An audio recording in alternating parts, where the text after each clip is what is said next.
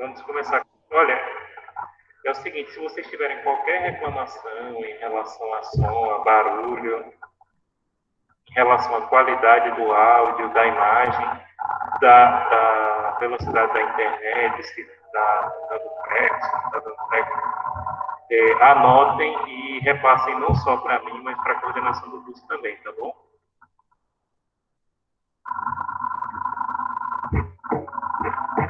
Então, não, Heloísa, realmente está abafado por conta da máscara, né? E olha que essa máscara aqui ainda é das mais confortáveis. Sim, o eco é pela turma vazia e não pode fechar a sala.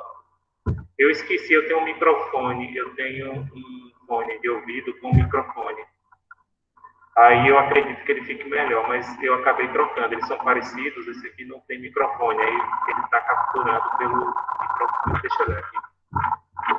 É o microfone que ele está usando.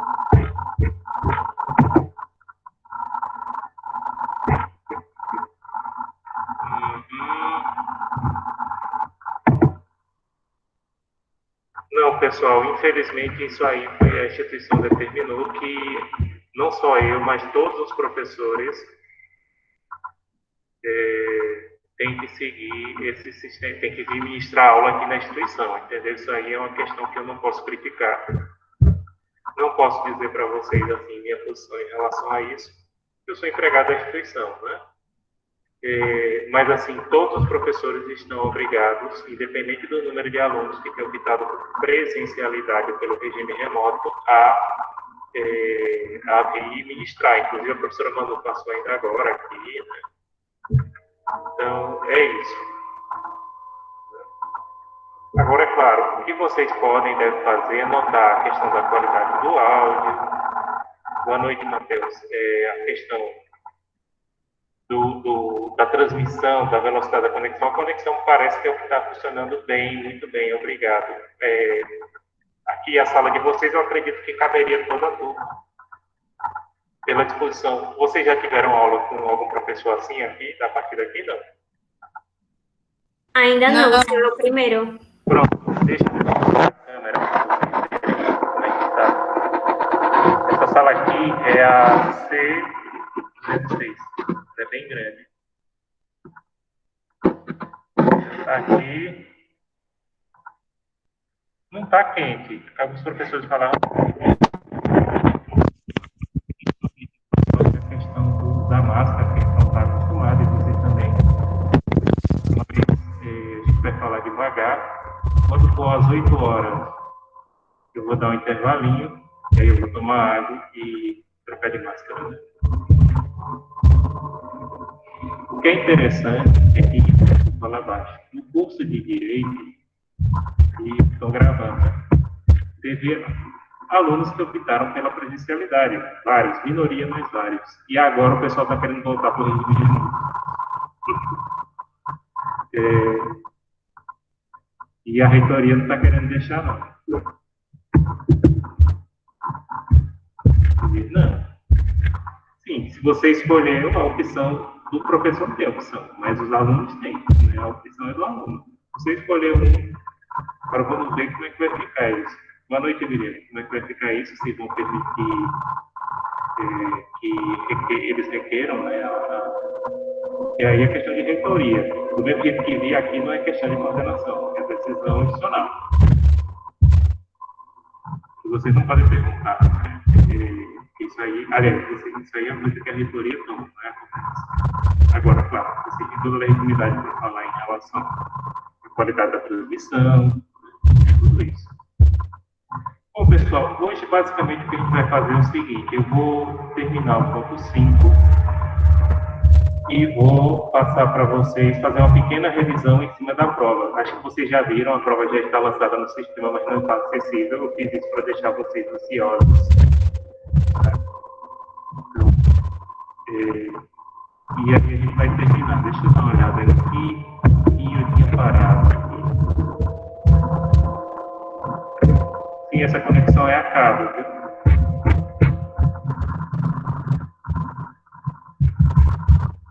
Vocês não tiveram aula comigo dia 15, foi feriado, 22 foi a Semana do Internacionalista, né, que eu estava participando com o Gustavo e a professora Maria Miane. Deixa eu dar uma olhada aqui, claro.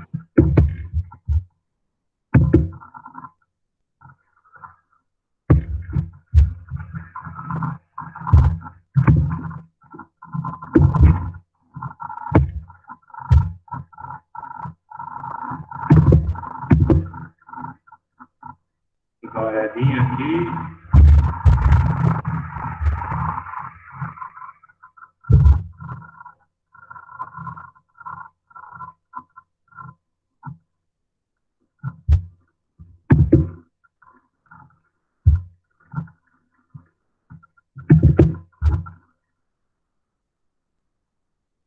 Professor, o computador que você está utilizando é o mesmo que você utilizava de casa? Eu posso... Deixa eu responder. Eu estou me escutando aqui. Eu tenho a opção de utilizar o meu, o da instituição, só que eu preferi utilizar o meu, inclusive se o Cícero trouxe. Mas eu prefiro utilizar o meu, porque está tudo aqui outra coisa. Aí diz, não, eu não vou trazer o meu por questão de higiene. Só que, e aí eu vou pegar o que todo mundo usa também, como é que fica? Eu preferi trazer para cada professor e outra coisa. Aí eu vou ter que botar no pendrive, vou ter que acessar o drive do Gmail. Eu preferi trazer o meu. O meu tem uma vantagem, que o meu computador já está velhinho e eu posso largar o projeto dele. Ele não está. Eu não achei aquele... Seguinte, o questionamento é viável isso aí que você está explicando, mas o questionamento é pelo seguinte, porque além do o eco é ok, entendi, por conta da turma, da sala que está vazia, mas o áudio em si, ele está com muito ruído, está muito ruinzinho realmente de lhe ouvir. Aí eu pensei que poderia ter sido realmente o aparelho, mas já que é o mesmo aparelho que o senhor está utilizando, não sei como o que é que realmente está produzindo esse ruído. Eu não sei também, porque é o mesmo que vocês estão vendo, é o mesmo aparelho. Deixa eu dar uma olhada aqui. A conexão, a princípio, está boa, né? Não é o abafado da máscara, não. É um ruído de fundo. Não é o abafado da máscara. Dá para perceber que é um ruído de conforto da máquina em si. Não sei, fica chiando, fica um barulho estranho. Deixa eu ver se eu atualizo aqui. Baleia. Eu gosto daquelas meditações que tem baleia. Deixa eu dar uma olhada.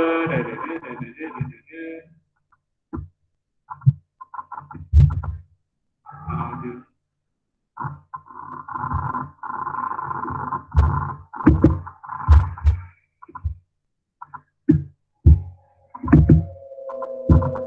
Vamos ver se agora melhora.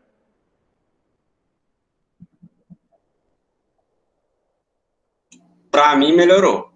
Melhorou? 1, 2, 3. Nossa, melhorou. Já sei o que foi. É porque é o seguinte, eu estou usando o microfone, eu estava usando o microfone do computador. E eu estava usando e agora eu passei para usar o microfone da webcam, porque eu tenho uma webcam à parte. Aí, agora está indo agora foi para a webcam, então aí a falha foi minha, não foi nem da conexão, porque a conexão está perfeita, ó, nem trava, nem fazendo movimentos rápidos, porque tá com cabo, né? Pronto, gente, vamos lá. Vamos começando, eu estava no slide 5, ia para o 6. Pronto, a partir desse momento, se vocês tiverem algum questionamento, como sempre, façam no áudio ou esperem que daqui a uma meia hora eu paro, né? Então, a gente continua o assunto, vai encerrar esse assunto agora, para a gente ter encerrado semana passada, mas teve a Semana do Internacionalista. Eu, particularmente, gostei muito da discussão, não sei se vocês, da que eu participei, né? Foi com o professor Gustavo, a professora Mariana Iante. Então, vamos prosseguindo aqui. Favor, negócio, seria o princípio da prevalência do negócio em favor do cristão de boa-fé, conforme De Plácido e Silva, é muito aplicado na área de direito empresarial. O favor negócio, ele ocorre o seguinte, uma pessoa ou uma empresa realiza um negócio jurídico no estrangeiro. A princípio, ela não poderia realizar aquele negócio jurídico. Mas, como ela estava de boa fé, aquele contrato vai ser validado. Um exemplo que inclusive, eu acho que eu coloquei no exercício de fixação de vocês, foi o seguinte: até bem pouco tempo atrás, no Japão, a capacidade civil era com a maioridade, colocando em outros termos, era com 20 anos. Aí vamos dizer que um turista japonês quisesse comprar uma casa de praia no Brasil. No Brasil, a capacidade é de acordo com o domicílio. Ele é turista, né? Ele não mora no Brasil, ele só veio aqui passar férias, tarará. A princípio, ele não poderia comprar a casa sem ter a assistência dos pais, porque uma pessoa de 19 anos no Japão, ela ainda é menor. Né? É menor. Mas, como essa pessoa estava de boa fé ao comprar a casa, o negócio poderia ser validado aqui no Brasil utilizando esse princípio favor negotiate, que é em latim a favor dos negócios. Né? Agora, lembrando, tem que ter boa fé.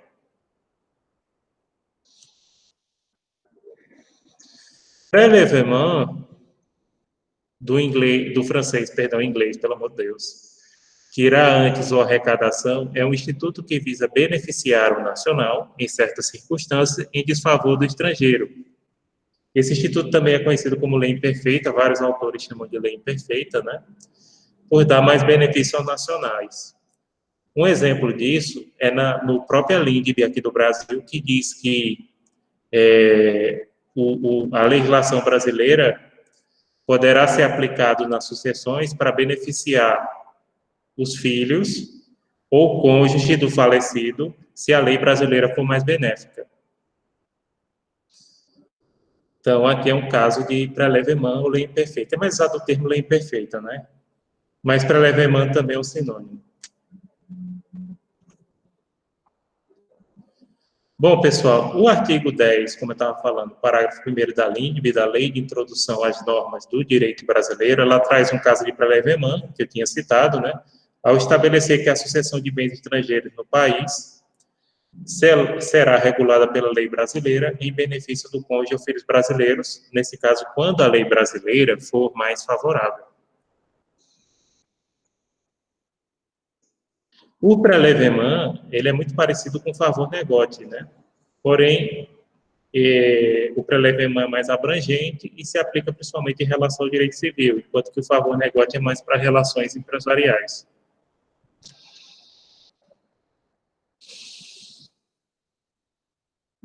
Instituições desconhecidas, por sua vez, são institutos jurídicos que são típicos de determinados estados, ou seja, que existe em um país, mas não existe em outro. Professor, Pode perguntar. licença. O senhor está compartilhando tela com a gente? Eita, será que eu esqueci? Aí foi falha minha, gente, não foi do computador, não. Não foi falha minha, não, peço desculpa. Sabe o que é a mudança do ambiente? Você está acostumada a transmitir de casa, aí você fica... Mas desculpa aí, pessoal. Não, tudo bem, tranquilo. Chegou agora. Chegou, né? Perfeito. Então, gente, vamos lá, depois se vocês quiserem repassar, daqui a uma meia hora não, daqui a uns 20 minutos, a gente dá uma parada e eu dou uma repassada. Bem, está falando de instituições jurídicas desconhecidas, que são aqueles institutos jurídicos que existem em determinados estados e não em outros. Jacob Dollinger, né, sugere que a instituição desconhecida seja contornada por meio da adaptação a outra semelhante que exista no foro, que é fato defendido por outros doutrinadores brasileiros, como Francisco Rezec, o Bickhai Steiner e o próprio Delano. Então, uma instituição desconhecida, se tem um instituto jurídico no Brasil parecido, você adapta. Inclusive, isso já foi feito em relação a institutos jurídicos que só existiam no Brasil. Porém, alguns autores, como Luiz Araújo, acreditam que admitir uma instituição inexistente daria mais direito ao cidadão estrangeiro do que ao nacional, por isso as instituições desconhecidas devem ser rejeitadas. Eu discordo. Eu acho que uma instituição desconhecida, se tem uma parecida no nosso país, ou no país estrangeiro, tem que ser aplicada. Tem que ser aplicada. Então, um exemplo, pronto. Tem alguns exemplos aí. Deixa eu olhar se aqui tem. Não, daqui a pouco eu falo dessa. Não sei se vocês sabem que até 1977, no Brasil, não existia divórcio. Divórcio só veio a surgir no Brasil em 77. Antes de 77, no Brasil, o que havia, gente, era o desquite. Inclusive, se vocês gostam de novelas antigas, assistem aquele canal Viva, vocês vão ouvir falar de desquite. O desquite, como era o desquite? Ele separava totalmente o casal, porém, não permitia que você adquirisse uma nova união. Porque naquele tempo, primeiro você separava. A separação seria uma fase inicial. Aí depois você entrava com o desquite. No caso do desquite, cada um já ia para o seu canto, porém não podia casar de novo. Muitos países da Europa e o Uruguai, aqui pertinho, reconheciam o desquite brasileiro como separação. Aí reconhecia como separação, aí depois a pessoa requeria um divórcio. Porque antigamente, agora não, agora todo mundo só entra com divórcio direto. Mas antigamente você tinha que pedir a separação, aí ficava separado um tempo, aí depois de 1 a 2 anos, depende do país. O Brasil, se eu não me engano, o último período que permitiu separação foi 1 ano, aí depois de 1 ano você pediu o divórcio ou o desquite para finalizar completamente o vínculo matrimonial, entenderam? Mas essa questão de divórcio é entre cidadãos de nacionalidades diferentes ou de pessoas do mesmo país? Pode ser de pessoa do mesmo país, porque um caso que ocorria muito no Brasil, inclusive as novelas mencionam isso, era o camarada se desquitar aqui no Brasil, ir para o Uruguai, reconhecendo o Uruguai como separação e depois lá dar entrada no divórcio. Entendeu? Tanto podia ser para brasileiros, claro, como é direito internacional privado, tem que ter uma relação de extraneidade, mas nesse caso, por exemplo, como não havia divórcio no Brasil, para o camarada poder casar de novo, porque o desquitado era uma separação definitiva, né, enquanto que a separação era provisória. O desquitado só não podia casar de novo. Então, o que eles faziam? Ia para o Uruguai, ou às vezes para a Europa, mas era mais comum o Uruguai pela proximidade, né? E lá reconhecia o desquite como separação e depois do período estabelecido na legislação local, que, como eu disse, varia de 1 a 2 anos, aí pedia o divórcio e casava de novo. Então, faziam muito isso. E é relativamente pouco tempo, se vocês imaginarem, 40 e poucos anos que existe o divórcio no Brasil só. Hoje em dia, gente, todo mundo entra com divórcio direto, tá? Não tem mais esse negócio de separação. Pode entrar, mas não é mais obrigatório e ninguém entra.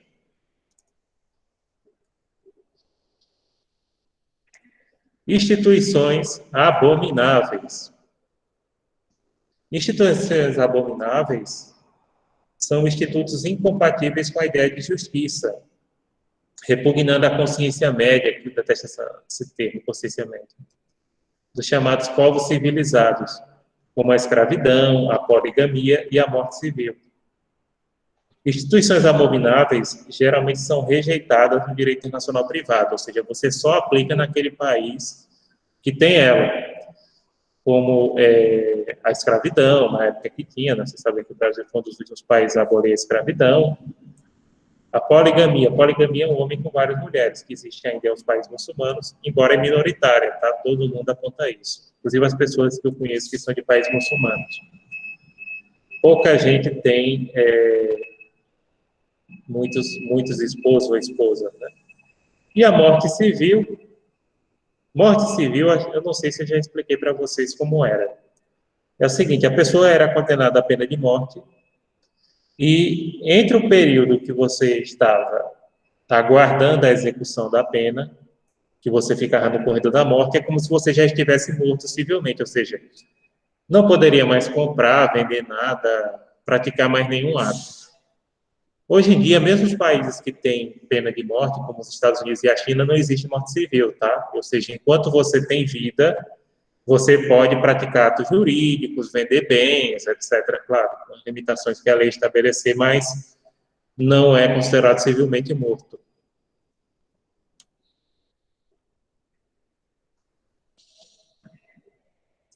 Pronto, agora vamos falar de direito do reconhecimento. Direito do reconhecimento é um sub-ramo do direito internacional privado que estuda a aplicabilidade de sentenças judiciais no exterior. Então, esse é o chamado direito do reconhecimento, né? Ele vai estudar como reconhecer a sentença de um país em outro. Porém, eu acho que eu já falei isso,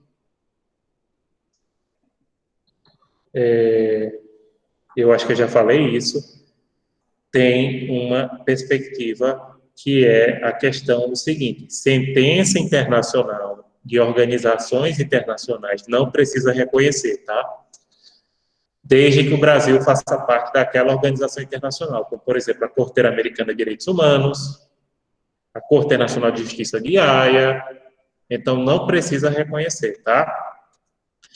Agora, sentença estrangeira é outra. Sentença internacional vem de organização internacional. Sentença estrangeira vem de outro Estado soberano. Sentença estrangeira, a princípio, tem que reconhecer, com algumas exceções que a gente vai falar em relação a direito de família, lá na segunda unidade.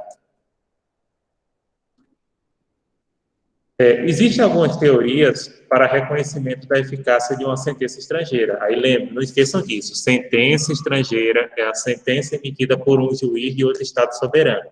Sentença internacional é aquela emitida por um juiz de organização internacional. São dois regimes jurídicos totalmente diferentes.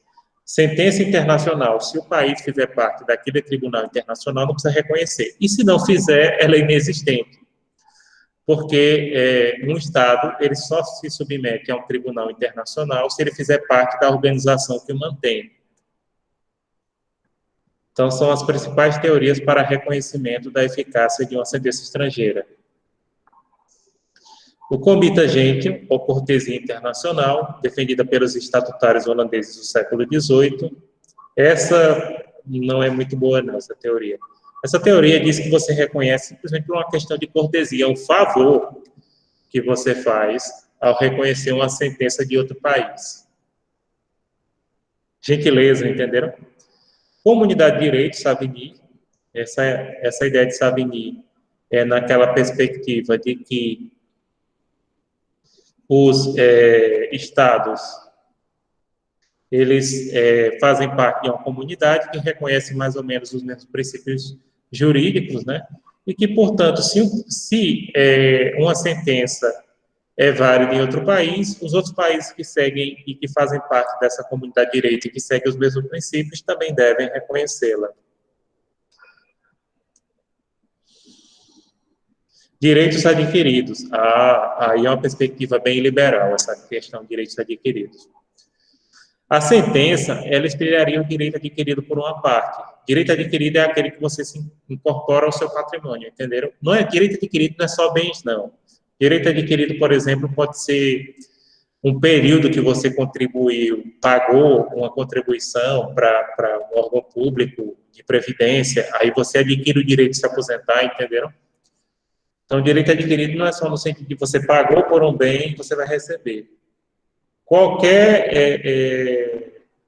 direito que você preenche os requisitos de forma que aquele direito acaba se incorporando no seu patrimônio, é um direito adquirido.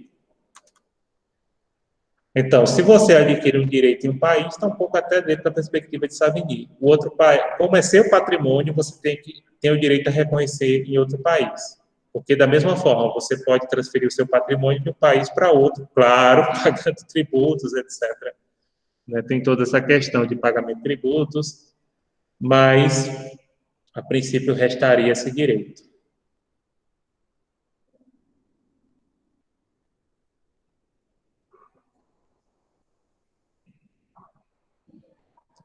Para Delommo, o ideal de justiça, o espírito de solidariedade e a interdependência entre os povos justificam a homologação dos estrangeiros. Delon faz uma mistura de uma porção de coisas, né? Fala, olha, a gente reconhece a sentença de um país em outro devido a esse ideal de justiça, a esse espírito de solidariedade e essa interdependência entre os povos. No Brasil, decisões interlocutórias, como citação, vistoria, oitiva de testemunha, não são homologáveis, mas cumpridas por meio de carta rogatória, após exequatur do Superior Tribunal de Justiça, STJ, na Justiça Federal. Aqui eu falei uma porção de palavrões e eu tenho que explicar para vocês. Deixa o carro do lixo passar. Pessoal, primeiramente, o que é decisão interlocutória? Decisão interlocutória não é sentença. A decisão interlocutória é uma decisão que o juiz dá no meio do processo por algum motivo, certo? Como, por exemplo, a liminar. Tem vários motivos. Citação é você notificar uma parte do processo. Vistoria é você fazer uma vistoria de qualquer coisa, pode ser de um imóvel, pode ser de um bem. Oitiva de testemunha é escutar alguém na audiência. Oitiva é de escutar, viu? Aí não são homologáveis. Aí se cumpre através de uma carta rogatória, no qual a Justiça Estrangeira pede para que aquela providência seja cumprida no Brasil. O exequatur, o que é exequatur? É a ordem para realizar esse procedimento. Por exemplo, um juiz italiano manda uma carta rogatória do Brasil para que seja ouvida uma testemunha de alguma situação. Pode ser civil, pode ser criminal. A imaginação de vocês determina. Aqui no país. Então, essa carta rogatória vai, que é um ofício, viu? É um ofício que o juiz italiano manda. Chega no STJ, STJ é o tribunal abaixo do STF. O grande tribunal do Brasil, o salve-salve do Brasil é o STF, que é o Supremo Tribunal Federal. Abaixo dele tem o Superior Tribunal de Justiça. Então, vai para esse tribunal. Lá, o juiz desse tribunal, juízes não, porque ele não aceita se chamar de juiz. Se o cara chamar de juiz, é capaz de ir preso. Sério. Os ministros, eles vão analisar e mandar, e se eles verem que aquele ofício está tudo certinho, aí eles mandam para a Justiça Federal fazer o procedimento de escutar aquela testemunha que o juiz italiano quer. Então, esse ofício chama carta rogatória, do qual o juiz de um país pede à justiça de outro país que seja realizado determinado procedimento, entenderam? Daqui a pouco eu dou uma parada, deixa eu olhar. Pronto, ainda dá mais um tempinho. Aí vocês perguntam o que vocês quiserem. A homologação de uma sentença estrangeira é um ato que torna exequível a sentença estrangeira na ordem jurídica interna. A homologação de sentença estrangeira, ela torna a sentença estrangeira exequível, ou seja, aplicável no Brasil. Quais são decisões jurídicas passíveis de homologação, ou seja, que precisam ser homologadas? Sentenças cíveis, sentenças comerciais, nos países que têm tribunais comerciais, como a França. Acórdão no Brasil é uma sentença de um tribunal formado por vários juízes, um tribunal superior. Acórdão é porque vários juízes acordam naquela decisão. Aliás, juízes não, geralmente são desembargadores ou ministros, que são juízes, entenderam? Só que, por questão de... Eita, tá gravando você. Por uma questão de título, para não usar outra terminologia que seria pejorativa, esses juízes exigem ser chamados ou de desembargadores ou ministros, porque são juízes de tribunais superiores, entenderam?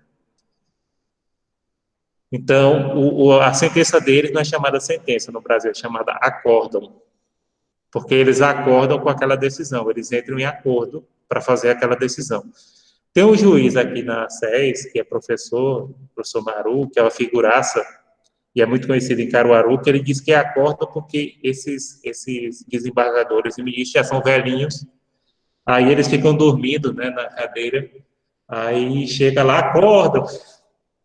Piada de tiozinho, sabe? Isso é piada de tiozinho. Acorda para assinar. É feito aquele bloco de Olinda, né, que tem no carnaval, acorda. Sentenças penais, vocês sabem, né, envolvendo crimes. Sim, a sentença penal, se o país tiver, por exemplo, a pessoa cometeu um crime em um país, se a pessoa quer cumprir a pena aqui no Brasil, tem que homologar a sentença. Claro, tem que haver um convênio entre os dois países, né? Mas pode ocorrer. E um detalhe também que vocês devem estar pensando, uma sentença, por exemplo, ela só pode de penal, a pena tem que ser compatível com a pena aqui do Brasil. Se for penas que não existem, como pena de morte, aí a pessoa cumpre a pena máxima no Brasil. Sentença trabalhista, né, da justiça trabalhista. Decisão de órgãos judicantes de outros poderes, como tribunais administrativos, tribunais tributários. Decisão liminares, né, decisões provisórias no início do processo. Laudo ou sentença arbitral, no caso de arbitragem, também precisa de homologação. Sistemas de homologação. Tem o sistema da revisão do mérito, que hoje em dia praticamente não é utilizado. Na revisão do mérito, um juiz de outro país revisa, ao reconhecer, o mérito da decisão. Ou seja, é como se ele refizesse a decisão de outro juiz, do outro país. Não, isso não existe. Revisão parcial de mérito, que é parecido, só que em vez de mudar o conteúdo da sentença ou confirmar, você só faz isso parcialmente. Reciprocidade diplomática, que é você homologa de um país e o outro país homologa a sua. De fato, que não reconhece a sentença estrangeira como jurídica, mas simplesmente por uma questão fática, isso também não é usado, não. Pronto, delibação. Delibação é o sistema que é usado no Brasil e na maioria dos países do mundo, e eu vou explicar agora, ele surgiu na Itália. Então, o que interessa para vocês saberem aí é a delibação. Delibação é a homologação da sentença estrangeira, né, mediante atendimento de certos pressupostos ou requisitos. Mas não se entra no mérito, tá? Não se revisa o mérito de sentença estrangeira. Porém, se a sentença atender certos requisitos, que a gente vai falar daqui a pouco, aí sim você reconhece aquela sentença. É adotada, surgiu na Itália no século XIX, no século retrasado, né?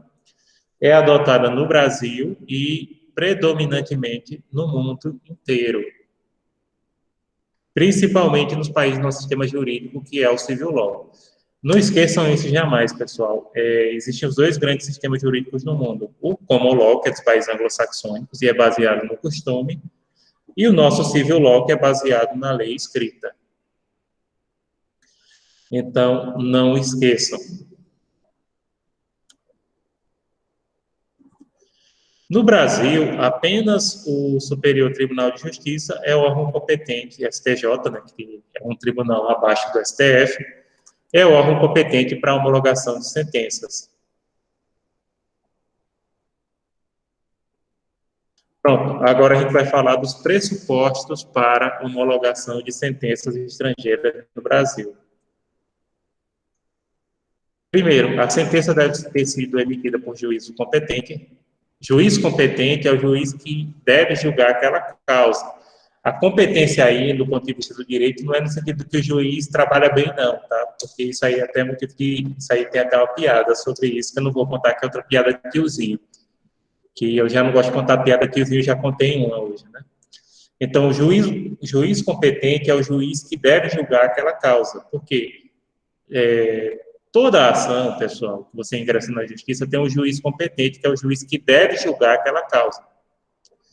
Por exemplo, se ocorrer um crime aqui na SES, quem tem que julgar são os juízes, se não for em questões federais, obviamente, porque, por exemplo, o plágio, a princípio, é competência da Justiça Federal, tá? Mas, por exemplo, se um aluno briga com outro aqui no corredor, a Justiça Estadual, o juiz competente é o juiz da Justiça Estadual do Foro, lá perto da Unimed. Agora, se foi plágio, aí é um crime de menor potencial ofensivo, mas estou falando sério, aqui já receberam ofício do MEC nesse sentido, que é um crime de competência da Justiça Federal. Plágio é crime, né? Entenderam? Então, juiz competente é aquele juiz que tem que julgar aquela causa.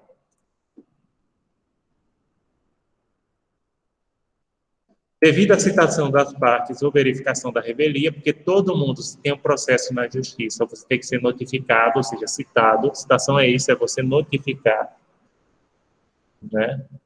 E a revelia é quando a parte não responde, por exemplo, foi publicado no Diário Oficial, citando a parte e ela não respondeu dentro do prazo, aí se faz a revelia. Trânsito em julgado é quando não cabe mais recurso no processo, tá? Você não pode entrar. E o processo diz que transitou em julgado, aí não cabe mais recurso, acabou-se. A decisão, aquela é terminativa. Atender às formalidades necessárias para a execução do seu país de origem, porque acho que eu já falei isso para vocês. Uma decisão só é válida em outro país se puder ser válida no seu país de origem. Se não puder ser válida no seu país de origem, não pode ser. Qualquer coisa no direito internacional privado, isso é daquelas coisas básicas que vocês têm que saber. Qualquer documento, pode ser sentença, pode ser outro documento, pode ser diploma. Se você não puder, se não for no país, não for válido, perdão, no país que emitiu, não pode ser validado em outro.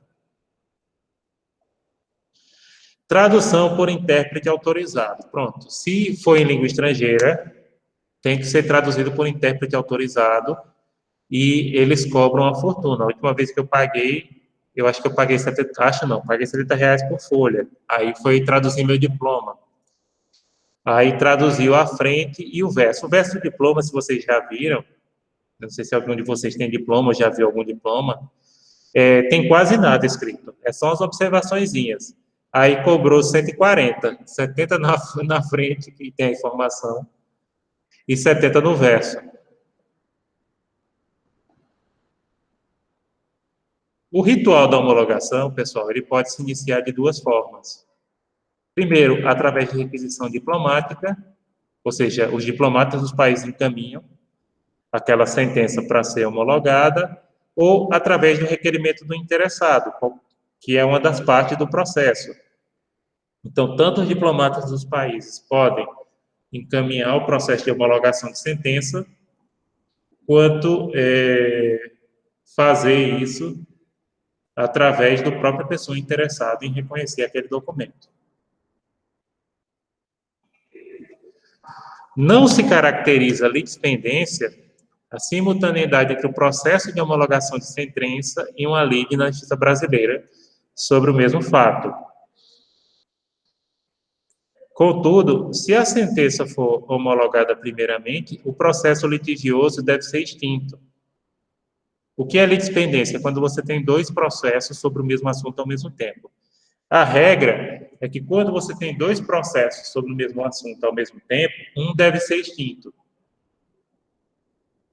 Isso é a regra. Porém, se tem uma homologação e uma sentença sobre aquele assunto e um processo, não é litispendência. Mas, se a sentença for reconhecida primeiro, o processo litigioso tem que ser extinto, que fica valendo só a sentença.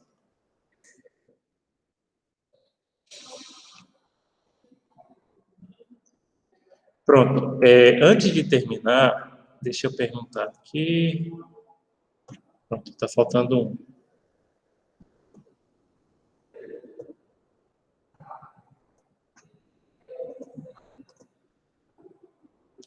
Pessoal, até agora vocês têm alguma questão, alguma dúvida, podem perguntar o que vocês quiserem.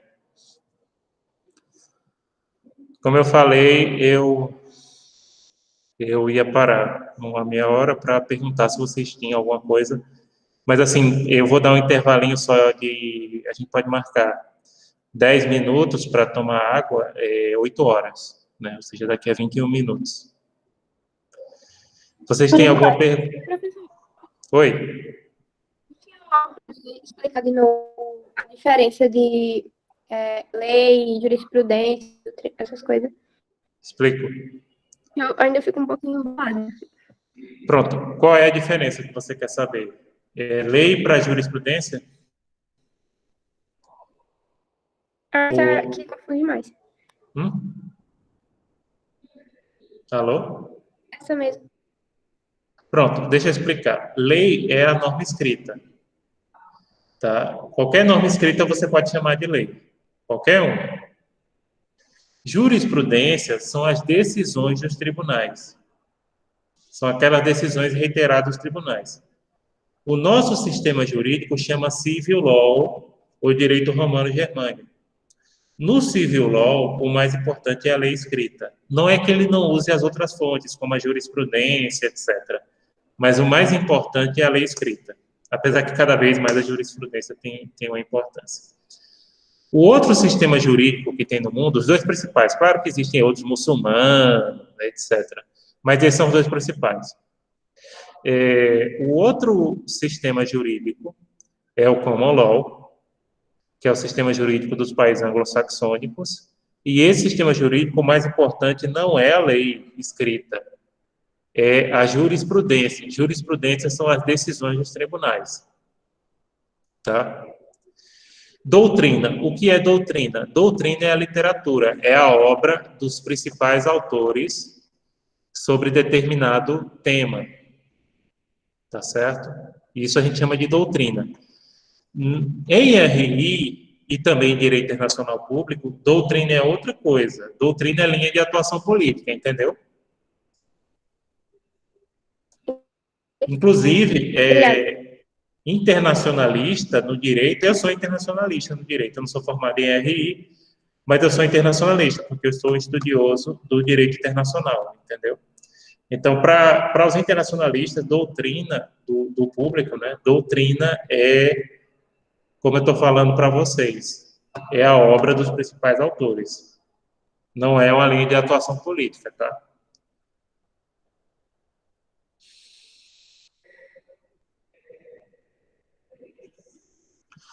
Bom, pessoal, o que mais? Sim, vamos voltar, que a gente tem ainda um último slide.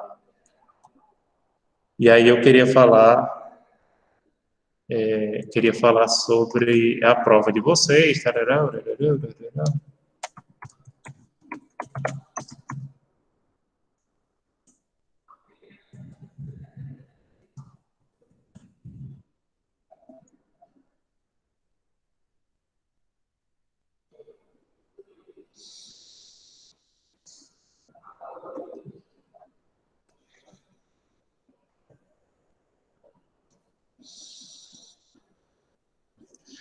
Bem, pessoal, existe a Convenção da ONU sobre prestação de alimentos no exterior, ratificada pelo Brasil em 1965, tem outras também, tá? Facilita o pedido e a concessão de alimentos entre estrangeiros, e no Brasil essa incumbência cabe à Procuradoria-Geral da República. Como é isso? Nesse caso, você quer pedir alimentos. No direito, alimentos não é só comida, não, é quase que nem a música do Titãs, é tudo. Eita, meu Deus, eu disse que eu não ia fazer outra piada de tiozinho, ou de falar Titãs é coisa de tiozinho, né? Para vocês que são nascidos, alguns até nesse século, né? Sim, mas alimentos é tudo, vestuário, educação, a gente fala pedir alimentos. Então, o processo de você pedir alimentos entre pessoas de países diferentes, por exemplo, se o filho está aqui no Brasil, o pai está na Itália, é um processo facilitado. É menos burocrático do que reconhecer sentença. Existe informação da Procuradoria da República, eles dão toda a informação para você entrar, então é muito mais facilitado. Ocorre, por exemplo, um caso que ocorreu há alguns anos atrás, um aluno aqui, estagiário aqui da ACES, curso de Direito, ele me procurou porque uma mulher aqui de Caruaru, por sinal profissional do sexo, ela tinha filho de um italiano. A criança estava registrada, o nome do pai, ela tinha cópia do documento, passaporte, endereço do pai. Aí, o problema é que o pessoal do escritório lá não sabia como fazer. Eu disse, olha, existe um tratado que facilita isso, e hoje em dia tem toda a informação na internet, né, de como você pede esses alimentos para uma pessoa que está no exterior.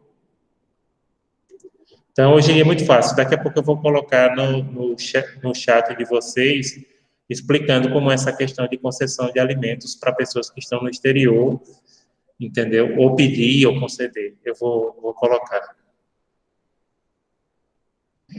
Pronto, uma coisa que é importantíssima, principalmente para vocês que são de RI.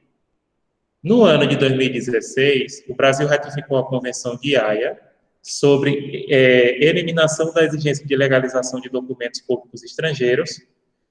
Convenção da Apostila de Haia, esse tratado determina que nos Estados partes, os documentos estrangeiros passam a ter legalidade imediata, através do carimbo emitido em apostila por autoridade competente, dispensando a intervenção consular. No caso do Brasil, a autoridade competente para a emissão da apostila é o Conselho Nacional de Justiça, CNJ, através de cartórios autorizados. No caso dos diplomas estrangeiros, o reconhecimento também depende da obediência das normas estabelecidas pelo Ministério da Educação, MEC. Pronto, agora eu vou falar sobre essas duas questões. Deixa eu colocar aqui.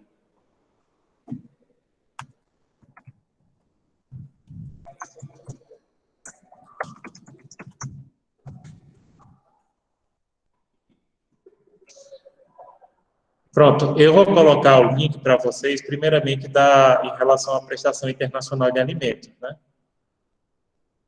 Que lá, no site do Ministério da Justiça, tem toda a informação.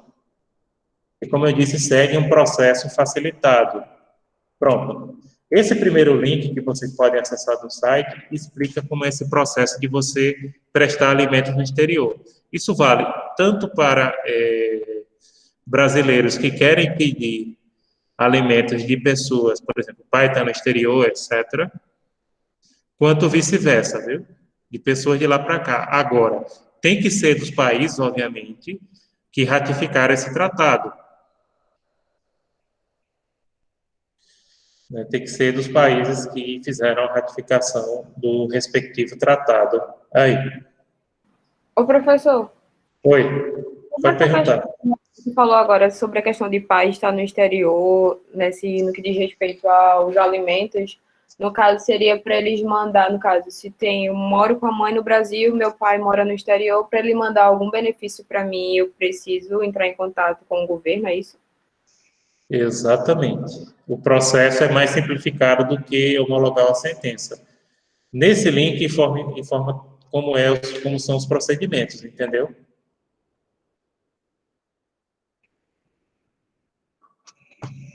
É porque o que eu quero que vocês aprendam, eu não quero que vocês aprendam os detalhes técnicos, eu quero que vocês saibam que existe, claro, que existe uma convenção que facilita o processo de você pedir esses alimentos, por exemplo, nesse caso que você pediu, se a criança e a mãe estão aqui no Brasil e o pai estiver no exterior. Então, segue um procedimento facilitado e que não precisa haver essa homologação de sentença. Entenderam? Pronto, esse é o primeiro ponto. O segundo ponto, gente, é em relação à questão da apostila de Haia. Esse talvez interesse mais a vocês. Deixa eu botar aqui. Oh, meu Deus. Inclusive, tem cartório em Caruaru autorizado a fazer isso. Deixa eu pesquisar. O sistema da apostila de Haia é para você facilitar, né, para você facilitar o reconhecimento de documentos e diplomas obtidos no exterior, documentos em geral, né? Pronto, deixa eu colocar aqui o link também.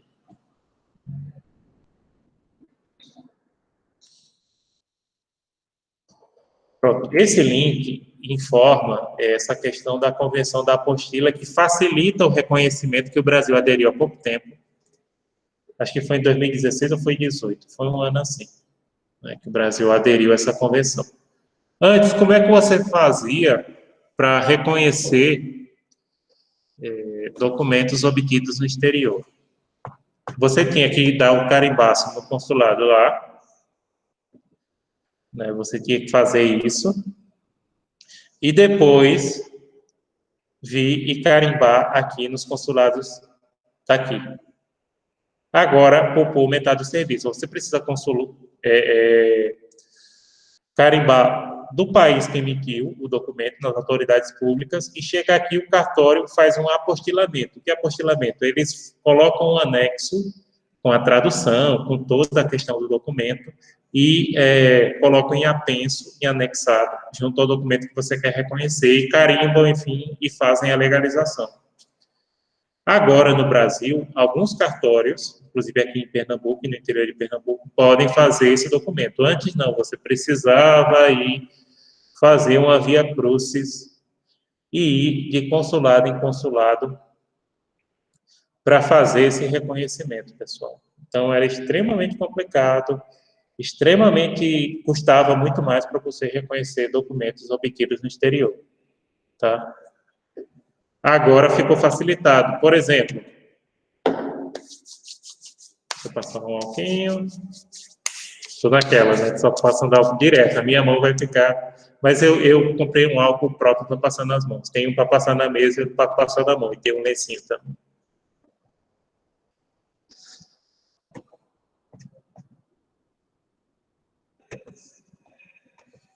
Pronto. Aqui em Caruaru, faz esse serviço de apostilamento. O primeiro, o segundo e o terceiro e o quarto cartório.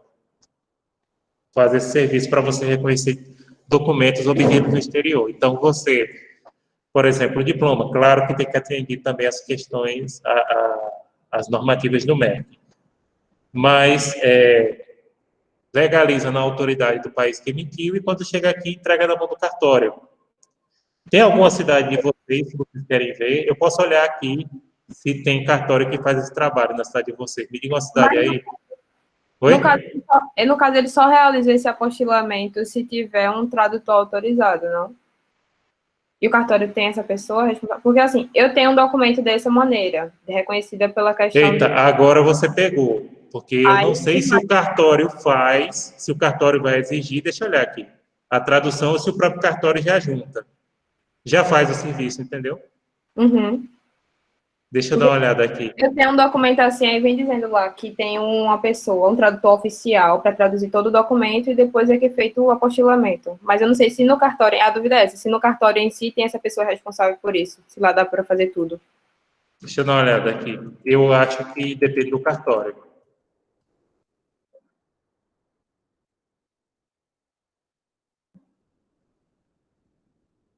Pode exigir. Aqui, ó, via de regra, traduz-se primeiramente o documento que será apresentado no exterior e realiza-se, então, o apostilamento de ambos.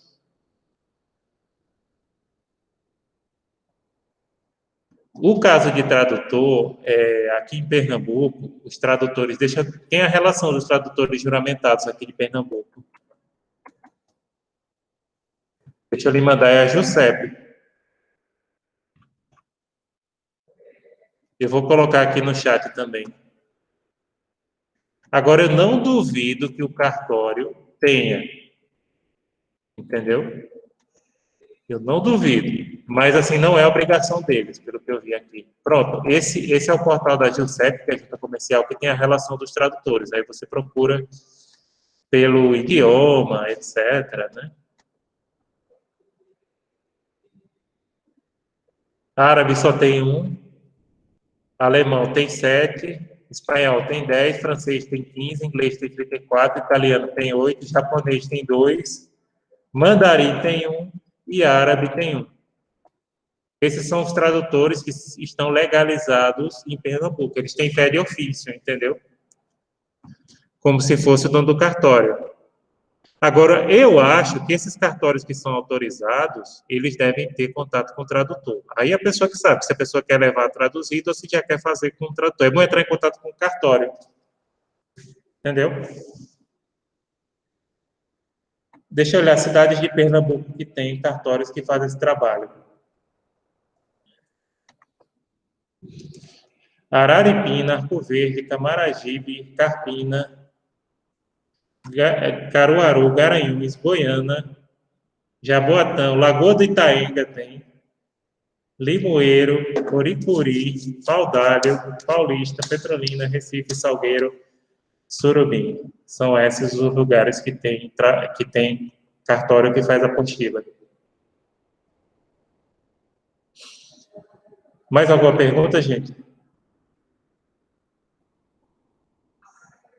Não. Não, né? Pronto, querem dar o intervalo agora?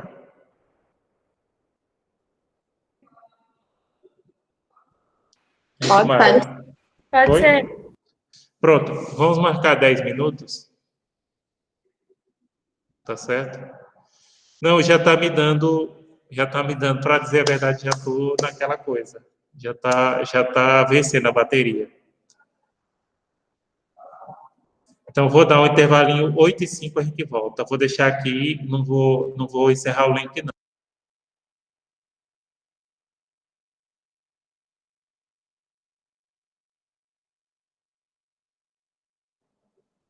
Aí, pessoal, na segunda parte, eu vou fazer a revisão da prova, tá? Então, 10 minutos.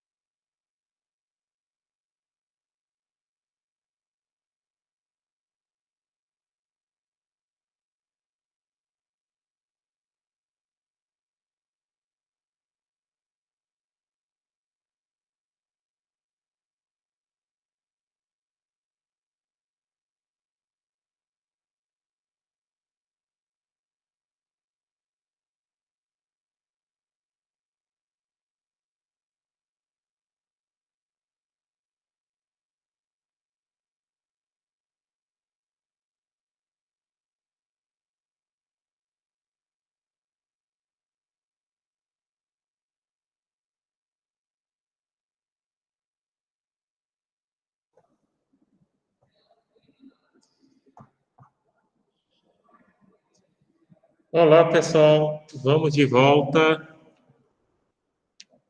Olá. Pronto. Pronto, dei o intervalinho, não dá não. Para sem dar o intervalinho, não dá não. Cansa. E a gente que não está acostumado, ainda pior ainda, né?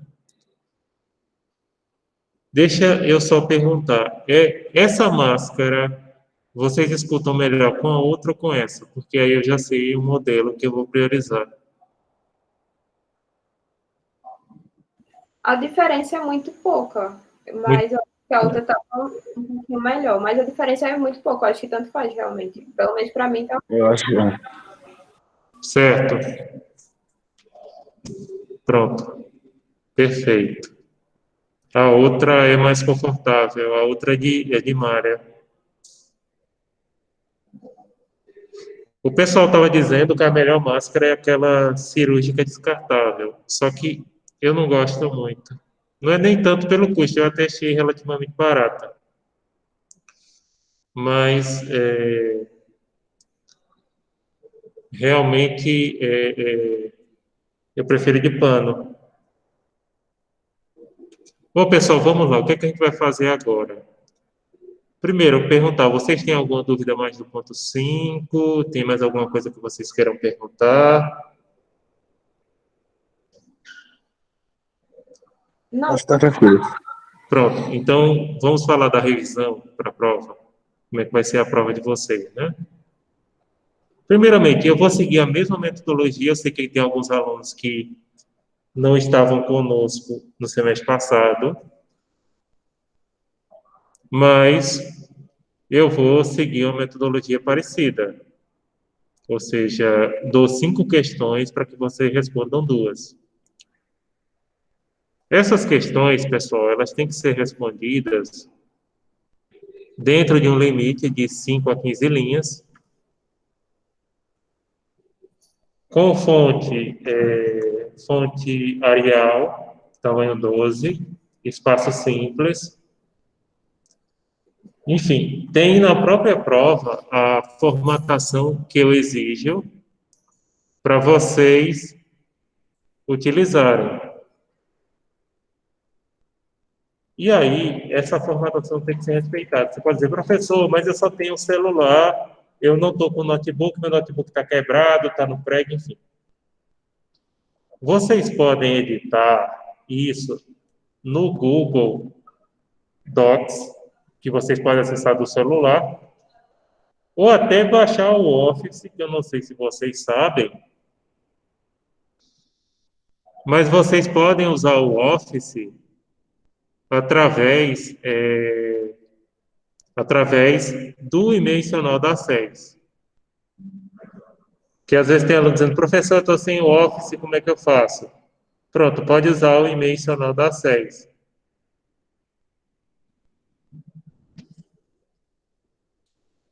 Certo?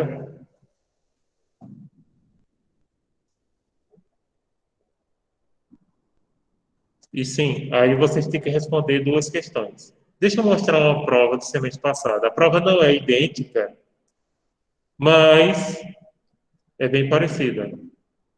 Vão ser 5 questões, uma questão de cada ponto, vocês vão fazer em casa e eu não venho aqui para a instituição no dia. No dia eu vou estar online em casa. Se alguém tiver alguma dúvida, pode entrar em contato comigo, mas não vai ter prova, entendeu? Eu vou estar no e-mail e aí a própria Vanucci já falou que a gente não precisava vir para cá.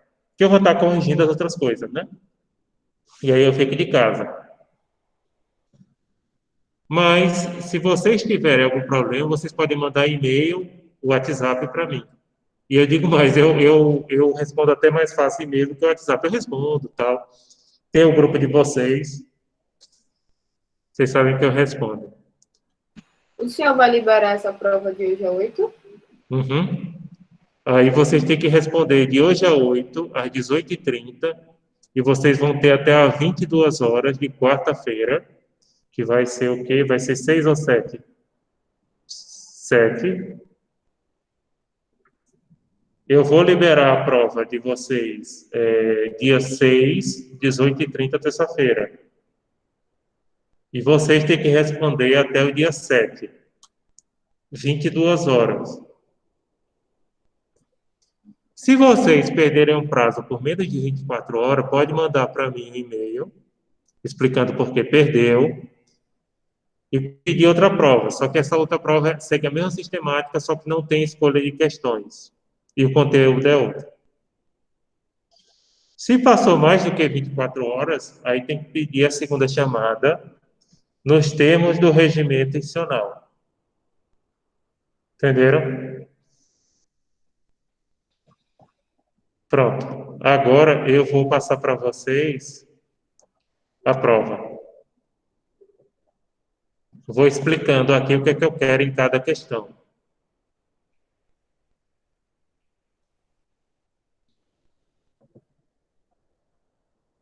Pronto. Acho que vocês estão vendo. Caso vocês não vejam, as minhas provas são parecidas, mudam o conteúdo, mas a sistemática é a mesma.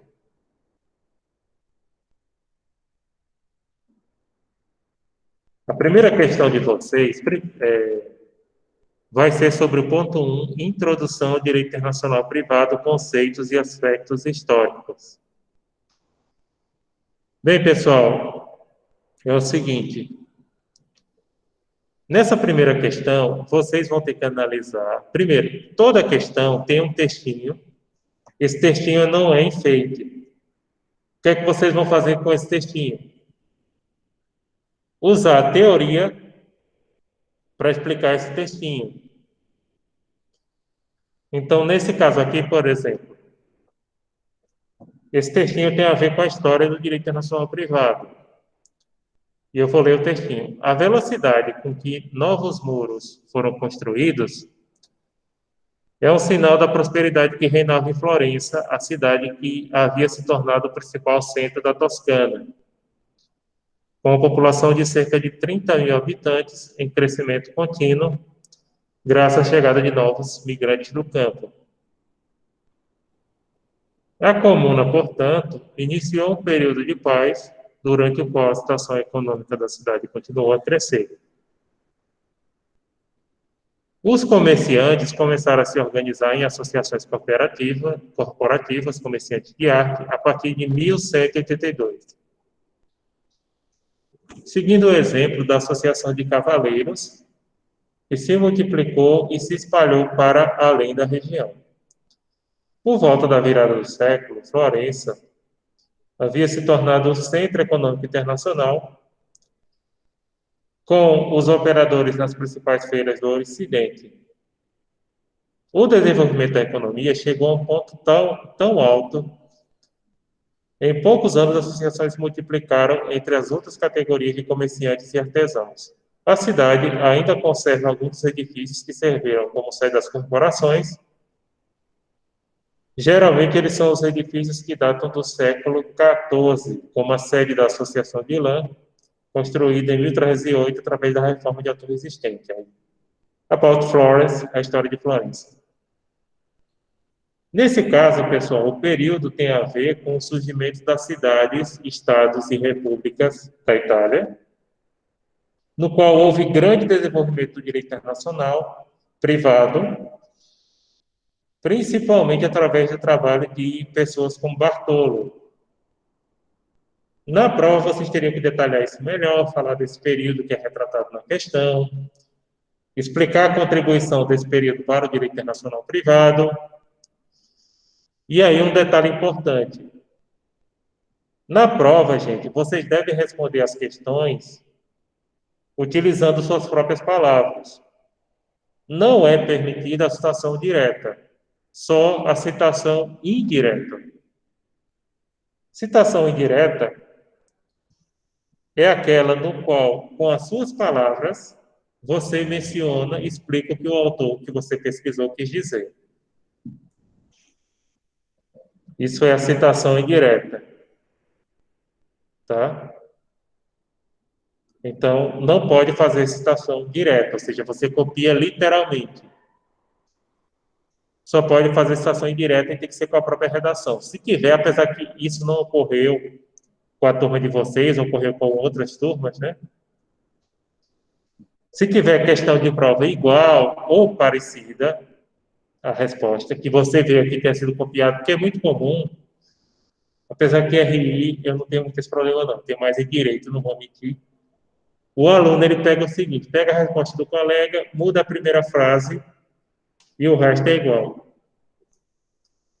Então, não façam isso. Claro, a prova é aberta. Vocês vão discutir entre si qual é a resposta correta. E isso não é nenhum problema. O problema é copiar uma resposta do outro. Você diz, fulano, sentam vocês ou entre em contato através da internet e diz assim, olha, eu acho que a resposta é essa, mas cada um faça a sua resposta, entenderam? Cada um escreva com as suas palavras. Bem, pessoal, Bom, vamos agora ver a segunda questão. A segunda questão, deixa eu frisar ela aqui. Analise o texto abaixo a partir do estudado no ponto 2. Fontes do direito internacional privado. Artigo 7º. A lei do país em que do país em que está domiciliada a pessoa determina as regras sobre o começo e o fim da personalidade, o nome, a capacidade e os direitos de família. Brasil, Lei de Introdução ao Direito Internacional Brasileiro, LINDB. Na segunda questão, eu quero que vocês indiquem qual a fonte do direito internacional privado que está sendo trazido à lei. Neste caso, a fonte é a lei, é uma fonte interna. Falar um pouquinho da importância da lei, nesse caso, dessa fonte no direito internacional privado, e identificar qual é a fonte que é trazida na questão do ponto 2. No caso aqui é uma lei. Poderia ser um tratado, poderia ser uma jurisprudência. Por que é uma lei? Primeiro está dizendo que é lei, né? Tem até o número dela aqui, mas poderia ser um tratado, poderia ser uma jurisprudência, poderia ser uma doutrina, que é uma obra de autores, enfim. Então, na segunda questão, vocês vão ter que identificar o tipo de fonte e explicar que tipo de qual a importância daquela fonte para o direito internacional privado como um todo.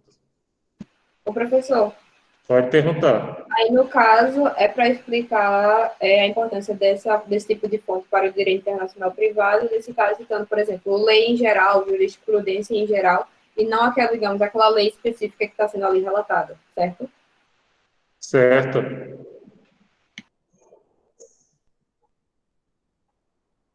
Perfeito, é isso mesmo.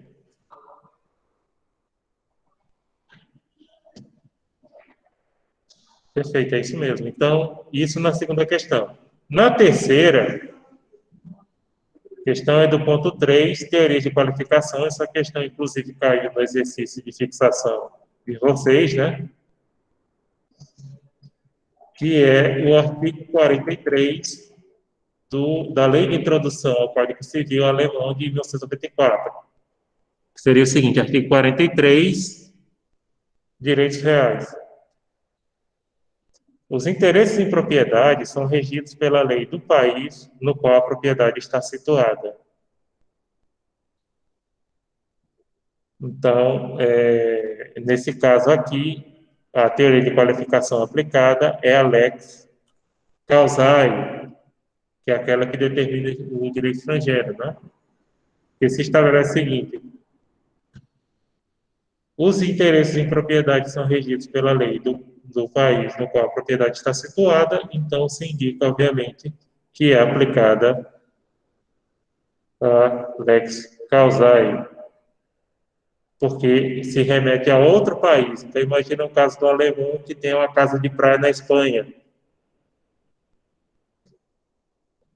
Aliás, vocês acompanharam aquele caso da menina inglesa que foi sequestrada em Portugal, que sumiu, sequestrada não, desapareceu. E agora tudo aponta que foi um alemão que estava lá no Algarve e que deu o sumiço, matou a menina, enfim. Até tinham pensado que era a própria família dela, que tinha acontecido algum acidente e os pais, enfim, deram sumiço na filha, mas não, tudo indica que foi esse alemão.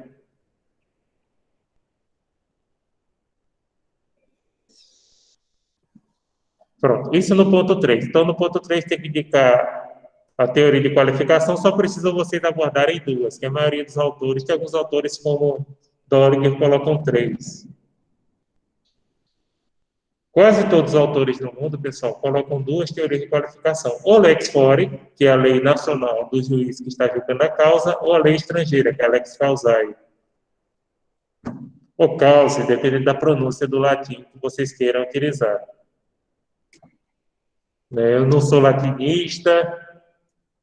Aliás, tem um canal no YouTube que é de linguistas que eles estão fazendo react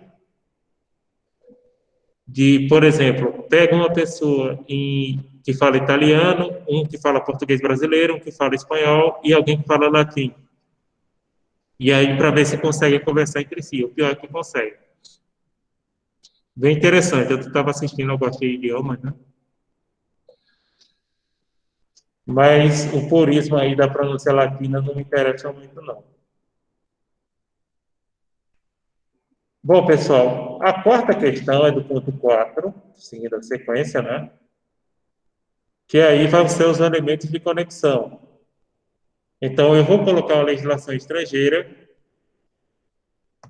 Pronto, só para dar o gostinho para vocês, deixa eu dizer qual foi os países que eu selecionei para a turma de vocês.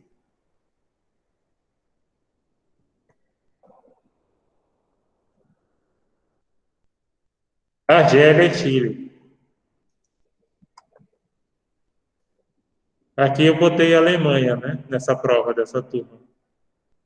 É porque eu fico procurando outros países para poder variar as questões e também para conhecer o direito estrangeiro, entenderam? Sim, aí nesse caso aqui, vocês vão dizer qual é o elemento de conexão presente nessa legislação. No caso da de vocês, vai ser Chile e Argélia. Então, a questão 3 vai ser Chile e a questão 4 vai ser Argélia. Então, aqui, artigo 42, escolha da lei pelas partes. Só isso dá a entender que o elemento de conexão é voluntário. Porque se permite a escolha da lei pelas partes, então é voluntário. Eu não vou abordar nenhum elemento de conexão mais complexos, como the proper law of contract, ou vai ser pessoal, ou vai ser... Pessoal é aquele que envolve nacionalidade e domicílio, né? Real, que envolva bens, voluntário, que diga respeito à vontade das partes, mas é isso. E aí você precisa indicar qual é o elemento de conexão presente naquela questão e falar um pouquinho sobre ele. Certo? É isso que eu quero, na quarta questão. A quinta questão, ela vai ser um caso hipotético do ponto 5, conceito de lei no espaço e aplicação do direito estrangeiro, e eu já vou dar uma dica. Vai ser um caso hipotético, não é uma situação real. Vai ser em relação ou a reconhecimento de sentença ou reconhecimento de documentos. Deixa eu conferir se é isso mesmo que eu coloquei. Para depois vocês não virem me reclamar comigo, que não foi a dica que eu dei na prova, não estava correta. E eu fechei.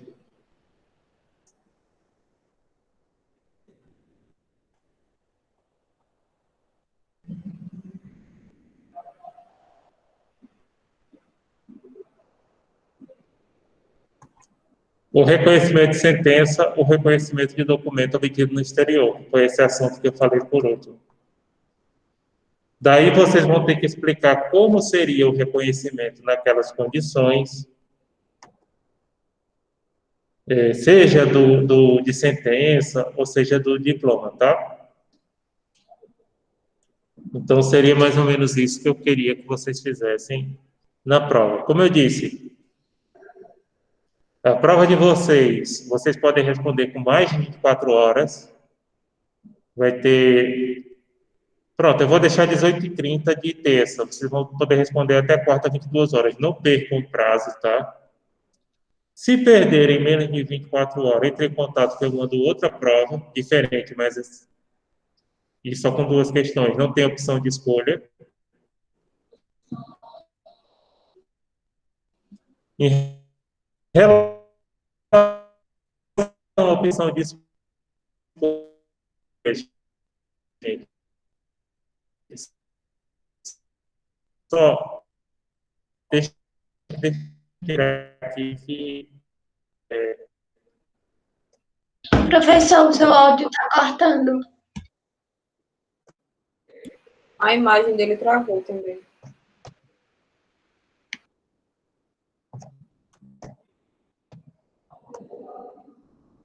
em relação está cortando. E agora? Está cortando? Travou aí? Agora voltou. Pronto. E agora?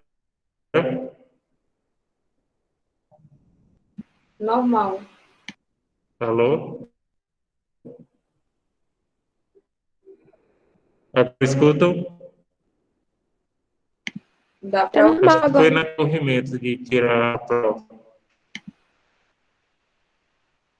Pronto, perfeito. Deu, Gabriel? Sim, pessoal, aí estava dizendo aqui. Perfeito, eu estava dizendo aqui. Sim, são 5 questões para responder em 2. Se responder mais de 2, só corrige os primeiros. Na prova de segunda oportunidade, não tem opção de escolha de questões, tá? Então, cuidado para não perder o prazo. Nem segunda chamada não tem opção de escolha. Redigam a prova com as suas próprias palavras. Não copiem dos colegas, vocês não precisam disso, porque vocês podem discutir a prova em conjunto, mas cada um escreva a prova com a sua própria redação. E não confiem, eu leio todas as provas, tá? Eu leio tudo, tudo. Para o bem ou para o mal, eu leio tudo. E aí, cada um faz a sua, tá? O que mais eu tenho a colocar? Acho que só, né? Tem mais alguma coisa a perguntar? Pode perguntar agora. Aí, como eu disse, semana que vem, eu não venho para cá, não vou estar ao vivo com vocês, mas se vocês precisarem, podem mandar mensagem por e-mail ou por WhatsApp, que eu vou estar respondendo, que eu vou estar corrigindo.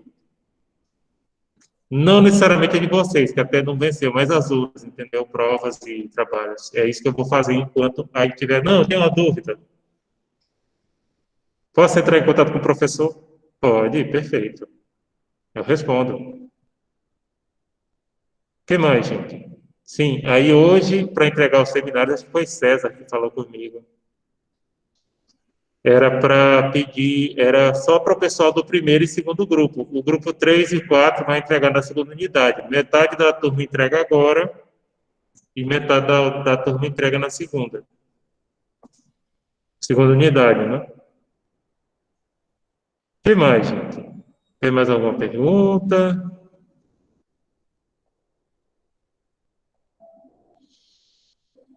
Acho que não. Travou de novo? Ou vocês não têm o que perguntar? Não, tudo certo. Tudo ok. Sem perguntas.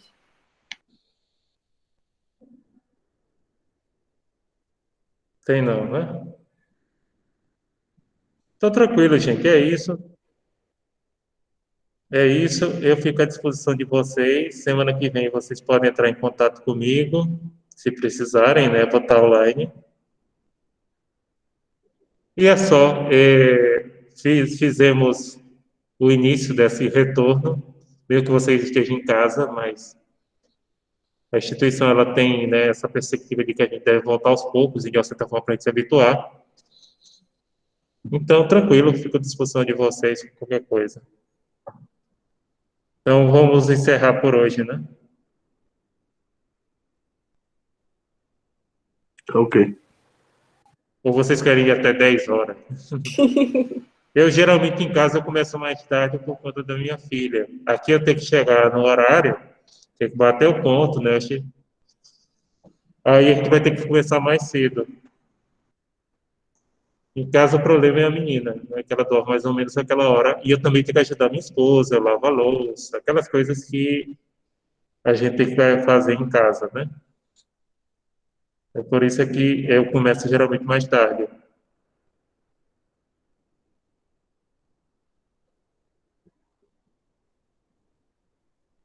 Boa noite, gente. Então a gente pode encerrar. Ok, boa noite. Tchau, tchau. Boa noite, professor. Tranquilo. Então vamos encerrar por aqui. Boa noite para Boa noite, vocês. Está tudo tranquilo. Tchau, tchau. Boa noite. Igualmente, gente. Se cuidem também.